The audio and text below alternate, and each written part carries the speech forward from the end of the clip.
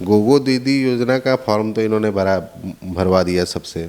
और ये कब लेकर के आए? राज्य सरकार ने मैया सम्मान निधि योजना की जब शुरुआत की तो इन्होंने कहा, शुरू में कहना शुरू किया कि भाई पैसा कहाँ से आएगा। और भाजपा को ने सबसे पहले तो हिमंता बिस्व शर्मा जी से हम प्रश्न करेंगे कि अपने राज्य में पहले देकर दिखाइए, फिर आकर यहाँ घोषणाएं करिएगा। झूठ बोलना, स्कीम के नाम पे स्कैम बेचना ही ये भारतीय जनता पार्टी की परिपाटी रही है। हेमंत जी की सरकार की योजनाएं आप गिनना शुरू करें, गिनती खत्म नहीं होगी। तमाड़ विधानसभा क्षेत्र से तीसरी बार अपनी किस्मत आजमा रहे हैं विकास सिंह मुंडा। और बता दें कि लगातार 2 बार चुनाव जीते हैं और तीसरी बार फिर से मैदान में। सीधे इनसे ही बात करते हैं, हमारे साथ मौजूद है। सर, सबसे पहले स्वागत है द न्यूज़ पोस्ट पर। आप बहुत बहुत धन्यवाद आपको और आपके सारे व्यूअर्स को मेरी तरफ से बहुत बहुत जोहार। सर, आप फिर से चुनाव लड़ रहे हैं, कैसा माहौल देख रहे हैं, सबसे पहले ये बताइए। देखिए, पहली बार तो हम लोग चुनाव नहीं लड़ रहे, ये तीसरी बार नहीं, चौथा चुनाव होगा हमारा, ठीक है ना। 2 टर्म जीते हैं और एक बार हम लोग चुनाव हारे हैं 2009 से लेकर के 2024 के हम लोग का 4th इलेक्शन में हम लोग जनता के बीच में जाएंगे। निश्चित तौर से हर चुनाव अलग होता है और हर चुनाव में जनता के विषय भी अलग होते हैं। जिन विषयों पे काम हो जाता है उसके बाद नए विषय आते हैं और जिन विषयों पे काम नहीं हो पाता तो विषय जिटिज रहते हैं। तो ये है और चुनाव है, चुनाव की परिस्थितियाँ अलग अलग होती है। हमें लोगों के बीच में हम लोगों ने लगातार 15 सालों से एक रिश्ता बनाया है और वो रिश्ता बहुत मजबूत है। अगर बात करें तबाड़ सीट की, तो आप लोगों का लंबा इतिहास, आपके पिताजी से लेकर आप तक का, तो क्या लगता है कितने काम हो चुके हैं? अगर फिलहाल 5 साल की बात कर ले, जो वादा आपने किया था चुनाव के समय। नहीं, बहुत सारी चीज़ों पे हम लोगों ने काम किया है और एक रोड मैप हम लोगों ने खींचा है। 5 साल नहीं, पूरे 10 सालों का हिसाब किताब हम आपको दे सकते हैं।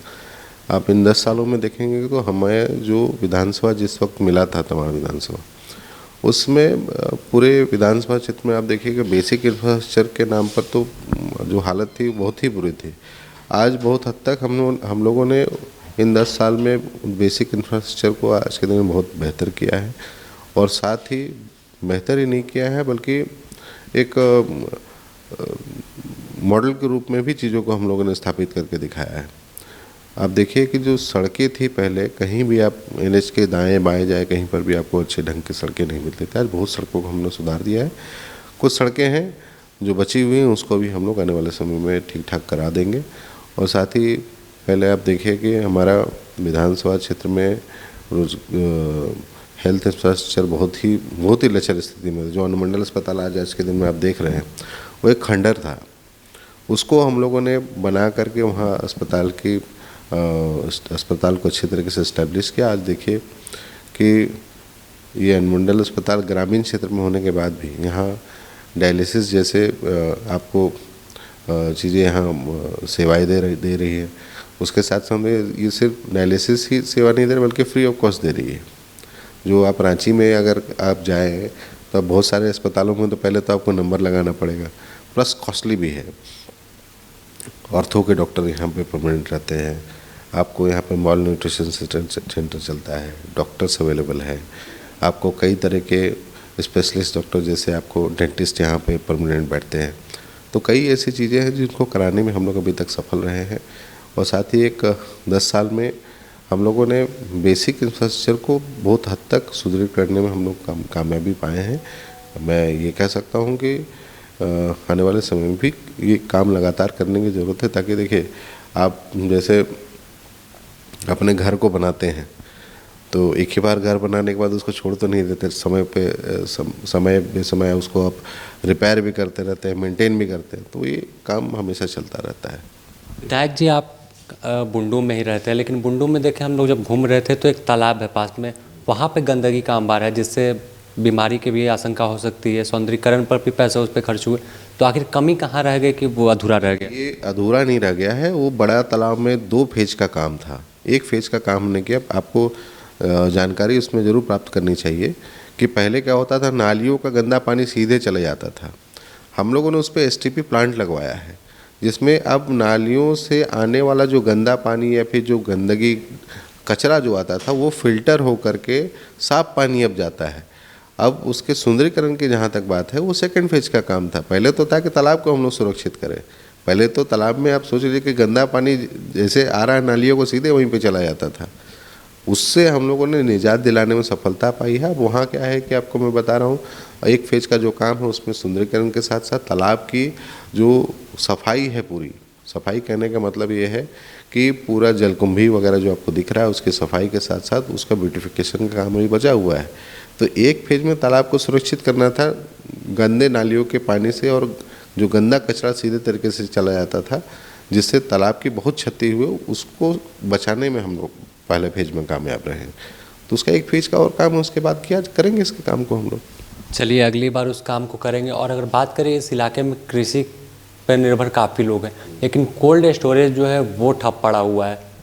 नहीं देखिए, वो कोल्ड स्टोरेज जो जिसकी आप चर्चा कर रहे हैं उसके जगह पे एक नए कोल्ड स्टोरेज की स्थापना होनी है, और बहुत जल्द उसकी स्थापना भी हम लोग करा लेंगे। आप देखिए कि कृषि के क्षेत्र में देखिए अभी कई योजनाओं को हम लोगों ने जो बंद पड़ी हुई थी, हमारी सबसे बड़ी जो सिंचाई की जो यहाँ पर योजना है वो कांची नहर सिंचाई परियोजना, जो 1963 से 65 के बीच में इस्टेब्लिश हुआ था। एक समय था जो पूरा नहर आपको कच्चा था, मतलब जैसे मिट्टी के वही करके जो कैनाल बना हुआ था, उसको आप समझिए कि हम लोगों ने अपने 10 साल के कार्यकाल में उसका जो मुख्य कैनाल है उसको पूरी तरीके से उसका पक्कीकरण हम लोगों ने करवाया। उसके बाद आपको जो बियर था जो बीच बीच में डैमेज हो जाता था उसका रिपेयर हम लोगों ने करवाया। आप देखिए कि एक हमारा आरआरडी में एक कैनाल सिंचाई परियोजना है हमारा बुंडू प्रखंड में, उसका कैनाल का पक्कीकरण हम लोगों ने पूरी तरीके से कराया। फिर आप कहेंगे कि आप चिरगाली डैम जिसका पानी तमाड़ प्रखंड में जो है उसका पानी यूटिलाइज लोग नहीं कर पाते, उसकी डैम के पानी को पूरी तरीके से हम लोग यूटिलाइज कराना शुरू कराया। फिर आप सोसोकुटी डैम जो अणकी प्रखंड में है, आप उसको अगर देखते तो वो पूरी तरीके से क्षतिग्रस्त हो गया था, उसका हम लोगों ने फिर से निर्माण करा करके कैनाल का निर्माण कराया। तो आज कई ऐसी योजनाएं हैं जिसको सिंचाई में जो पुरानी ही योजना थी लेकिन वो इस्तेमाल नहीं हो पा रही थी, वो ऐसी हालत में आ गई थी कि कुछ अगर उसके ऊपर काम नहीं होता तो मुझे लगता है कि कोई वैकल्पिक व्यवस्था नहीं थी उन जगहों पे कि लोग खेती कैसे करेंगे। तो सबसे पहले तो हम लोगों ने जो पुरानी ही योजनाओं को सुदृढ़ रूप से मजबूत किया ताकि उस योजना से जो लोगों को लाभ नहीं मिल पा रहा था हम लोगों ने सीधे तरीके से उसका लाभ लोगों को दिलाने का काम किया है। तो काम हुए हैं, और काम होने के साथ साथ में मैं ये नहीं कह रहा हूँ कि इतना ही काम काफ़ी है, इससे ज़्यादा और काम करने की ज़रूरत है। अगले चरण में हम लोग प्रयास करेंगे कि भाई कांची नदी और करकरी नदी जो हमारी दो बड़ी नदियाँ हैं विधानसभा क्षेत्र में, उस नदी के पानी को हम लोग किस तरीके से साल भर यूटिलाइज कर सकते हैं उसके ऊपर अब हम लोग काम करने की तैयारी करेंगे। कांची नदी की आप बात कर रहे हैं तो वहाँ से अवैध खनन के भी मामले कई बार सामने आए, कई बार अधिकारियों ने ट्रैक्टर पकड़ा। तो आखिर क्यों इतने बड़े पैमाने पर इलाके में अवैध खनन का खेल हुआ? उससे तो खतरा है पर्यावरण को भी। देखिए, जांच करने का काम प्रशासन का है, माइनिंग डिपार्टमेंट का है, ठीक है। हम और आप जांच करने के लिए सही तरीके से ये नहीं कर सकते। उसके बारे में कौन सवाल उठाता है विपक्ष? हमेशा आप खुद विधानसभा में हो या भाजपा हो या आपके क्षेत्र में जो कि अवैध खनन। एक बात बताइए कि बालू क्या भाजपा के शासनकाल में नहीं निकल रहा था? वो अपने समय में चीज़ों को भूल जाते हैं, और सबसे बड़ा बात है जब बालू लोगों को नहीं मिलता है तो बोलते हैं बालू नहीं मिल रहा है। अब बालू नदियों से निकलता है तो बोलता है अवैध निकल रहा है। तो क्या बोलते, चित भी मेरा पट भी मेरा, ये कैसे चलेगा? यह है ना कि जब बालू लोगों को नहीं मिलता है तो कहने लगता है बालू नहीं मिल रहा है, और जब बालू मिलता है तो बोलते बालू चोरी हो रहा है। तो दोनों बातों को यही बोलते हैं। और सबसे बड़ा बात है किसी भी चीज़ को प्रूव करने के लिए या फिर कोई बात अगर है, किसी ने कोई बात को कह दिया तो मुझे लगता है कि उसको प्रूव करने के लिए कोई एविडेंस किसी भी तरीके का वो देते नहीं है। कुछ घटनाएं होती हैं, मामले आते हैं तो निश्चित तौर से उसके ऊपर कार्रवाई हुई है। आप देखेंगे कई सीजर्स हुए हैं, कई जगहों पे आप अवैध बालू खनन का जब भी मामला आता है, जब चेकिंग्स होते हैं तो लोग पकड़े गए हैं और उसमें कार्रवाई भी हुई है। तो मैं सिर्फ इतना, विपक्ष सिर्फ बातों को गोल गोल घुमाने में ज़्यादा विश्वास रखता है, किसी चीज़ के समाधान की बात नहीं कहता है। और मेरा ये मानना है कि दोनों बातों को नहीं बोलना चाहिए। या तो आप एक बात को बोलिए और दूसरे बात को बोल के मैंने कहा ना, चित भी मेरा पट भी मेरा, तो ये लोगों को उलझाने का काम सबसे ज़्यादा हुआ है इस बीच में। चुनाव में भी इसे मुद्दा बनाया गया है कि फ्री बालू हम देंगे जब सत्ता में आएंगे, तो भाजपा कह रही है। अरे भाई, हम फ्री बालू हम देंगे तो जब 2014 से 19 में रघुवर दास जी की सरकार थी तब क्यों नहीं किया इन्होंने? तो ये स्कीम के नाम पे स्कैम बेचने वाले लोग इस तरह की बात करने में कहीं परहेज नहीं करते। अब मैं ये क्यों कर रहा हूँ स्कीम के नाम पे स्कैम? गोगो दीदी योजना का फॉर्म तो इन्होंने भरवा दिया सबसे, और ये कब लेकर के आए? जब राज्य सरकार ने मैया सम्मान निधि योजना की जब शुरुआत की तो इन्होंने कहा, शुरू में कहना शुरू किया कि भाई पैसा कहाँ से आएगा। और जब हम लोगों ने, हमारी बहनों को जब इस योजना का लाभ मिलने लगा तो ये लोग दौड़े दौड़े चले गए और पीआईएल करने के लिए। जब पीआईएल से भी काम नहीं बना तो उसके बाद में लगा कि अब तो इतनी बड़ी आबादी को झारखंड मुक्ति मोर्चा सीधे तरीके से महिलाओं को सशक्तिकरण के लिए काम करने लगी है।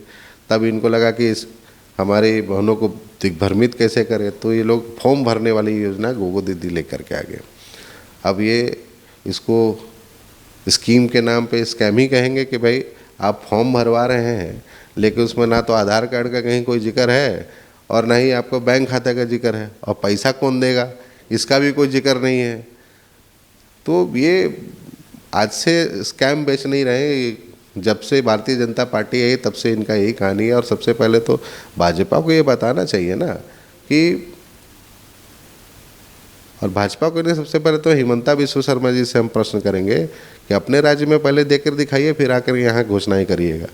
अपने राज्य में तो कुछ देते नहीं है और आकर के चले जाते हैं हमारे राज्य में झूठ बोलने के लिए। तो साफ तौर से दिखता है कि जो अपने राज्य में लागू नहीं कर सकते हो हमारे राज्य में क्या लागू करवाएंगे। तो झूठ बोलना, स्कीम के नाम पे स्कैम बेचना ही ये भारतीय जनता पार्टी की परिपाटी रही है। आप पर एक और बड़ी जिम्मेवारी है, आपका विधानसभा क्षेत्र ही भगवान बिरसा मुंडा की जन्मस्थली उलिहातू भी आप उसी के अंतर्गत आता है। वहाँ के डेवलपमेंट के लिए क्या आपके पास विजन है? क्योंकि देखा जाता है कि वहाँ पे पानी की किल्लत है और उस तरह से डेवलप नहीं हुआ, लेकिन तमाम राजनीति उसी पर होती है, चाहे आप लोगों की हो या भाजपा की। पानी की किल्लत की बात जिन्होंने कही है उनको पहले जा कर के देखना चाहिए कि वहाँ पर जो आज के दिन में पेयजल के लिए जो व्यवस्थाएं बनाई गई है, आप अगर उलिहातू नहीं गए तो मैं रिक्वेस्ट करूंगा कि आप उलिहातू घूमे हैं हम लोग, देखे हैं उनके वंशज के घर। ठीक है, वंशज के घर को देखे ना, पूरा उलिहातू पंचायत आपने थोड़ी घूमा है। आप वहाँ जाके घूम के देखिए कि आप तब आपको पता चलेगा कि वहाँ पर कहीं पर ऐसी भी स्थिति है कि मात्र 2 टोले का घर है, वहाँ पर पाइपलाइन से पानी पहुँच रहा है। तो और एक बड़ा उसका एक प्लान अभी अंडर कंस्ट्रक्शन है जिसमें हम लोग आप ये कह सकते हैं कि साल भर बहुत अच्छी तरीके से निर्बाध पानी हम लोग सप्लाई के माध्यम से देंगे। मतलब आप ये कह सकते हैं कि किसी को हमने कहीं पर बोरिंग कर दिया और उसके बाद में वहाँ पर सामने 8-10 घर मोहल्ले टोले हैं उनको पानी नहीं दे रहे, बल्कि हम लोग पूरे पंचायत को साल भर पानी देंगे। उसके ऊपर में काम चल रहा है, निर्माणाधीन है। मुझे लगता है कि 6 महीने के अंदर में वो काम कंप्लीट भी हो जाएगा। बाकी पाइपलाइन का सारा काम कंप्लीट हो चुका है। तो वहाँ पानी की समस्या पूरे उलिहातू पंचायत के किसी भी गांव में रहने वाले, किसी भी टोले में रहने वाले किसी भी व्यक्ति को नहीं होना है। और उसके साथ साथ में डेवलपमेंट की अगर हम बात करते हैं उलिहातू को लेकर के, तो आप देखिए उलिहातू का जो मुख्य भवन आप देख रहे हैं, बाबा का जो भवन बना वो हमारे पिताजी के समय में बना है। ठीक है ना, जिस समय आज लोग कल्पना नहीं कर सकते, जिस समय लोग सोच नहीं सकते, तो उस समय जा कर के वहाँ पे काम हुआ है। और उसके बाद आप देखिए कि वहाँ पर किस तरीके से पूरे पंचायत क्षेत्र में सड़कों का जाल बिछाया गया है। हमने कहा बेसिक इंफ्रास्ट्रक्चर सबसे महत्वपूर्ण चीज़ होता है किसी भी क्षेत्र के लिए। एक समय में जब वहाँ कोई जाने से डरते थे, कोई वहाँ पे मुझे लगता है कि कितने पत्रकार जाते होंगे। आप अपने पत्रकार मित्रों से भी बात करेंगे तो आपको पता चलेगा कि एक समय 10 साल पीछे वहाँ को जा कर के कोई वहाँ की खबरें लेने तक की हिम्मत नहीं होती थी। आज आप लोग जा रहे हैं आसानी से, आप लोग देखिए वहाँ के रास्ते किस तरीके से बने, ठीक है ना। तो देखिए परिस्थितियाँ बदली हैं। मैं तो कहता हूँ परिस्थितियों का अगर आपको तुलना करना है तो आज से 10 साल पीछे जाके करिए ना। आप अभी से चीज़ों को तुलना करिएगा तो आपको वो दिखेगा नहीं। 10 साल पहले जो डर का माहौल था, क्या वो आज के दिन में वो डर का माहौल है? वो डर का माहौल गायब कैसे हो गया? उसके पीछे काम किया गया तभी तो डर का माहौल खत्म हुआ है ना। एक समय में लोग गांव में आप जाने से गांव के लोग बात करने से आपसे हिचकते थे। आज आप जाइए, आप देखिए वहाँ पर लोग कितने अच्छे तरीके से लोग आपसे अच्छे व्यवहार के साथ में अच्छे तरीके से बात करेंगे। तो हम लोगों ने तो उस दौर को पार करके यहाँ तक पहुँचे हैं, तो हम लोग उस डिफरेंस को महसूस करते हैं, उस डिफरेंस को समझते हैं, और वहाँ के लोग भी उस डिफरेंस को जानते हैं, समझते हैं।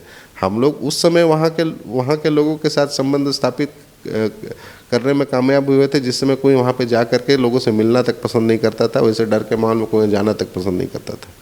तो हम लोगों ने उस हालात में काम किया है। तो इसलिए एक मजबूत रिश्ता वहाँ के लोगों के साथ हमारा बना है, और हमने कहा भी है कि आपके सुख में दुख में कभी भी हमारी आवश्यकता हो, हमें याद करिए, हम आपके साथ में रहेंगे। तो वहाँ के लोगों के साथ में उनके साथ में रह करके अपनी ज़िंदगी को हमने बिताया है अभी तक।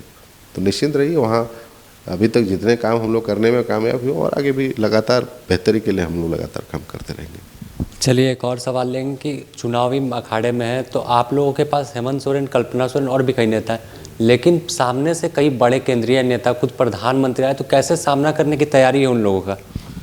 देखिए, राजनीति में बड़ा नेता, बड़ा फिगर ये बनाने का काम जनता का होता है। कोई कितना भी बड़ा तभी होता है जब जनता उसको बड़ा बनाती है। हम लोगों ने और हमारे माननीय मुख्यमंत्री हेमंत सोरेन जी, हमारी पार्टी के लोकप्रिय नेता कल्पना सोरेन जी, सभी लोगों ने मिल करके राज्य को और राज्य के लोगों के लिए कई ऐसी स्कीम के साथ में लोगों को सशक्त करने का काम किया है, और ये बताया है डिफरेंस कि सरकारें कैसे काम कर सकती हैं।